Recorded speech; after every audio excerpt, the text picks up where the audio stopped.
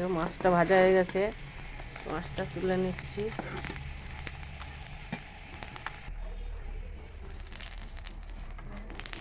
জিরেটা দিয়ে দিলাম, পেঁয়াজটা ভাজা বসিয়ে দিলাম।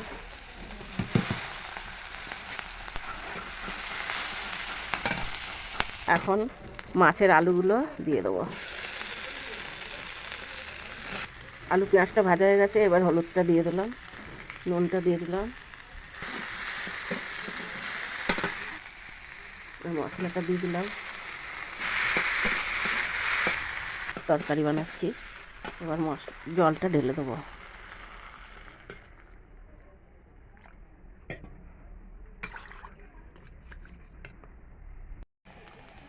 মাছের ঝোলটা ফুটে গেছে, এখন এই যে মাছটা ঢেলে দেবো।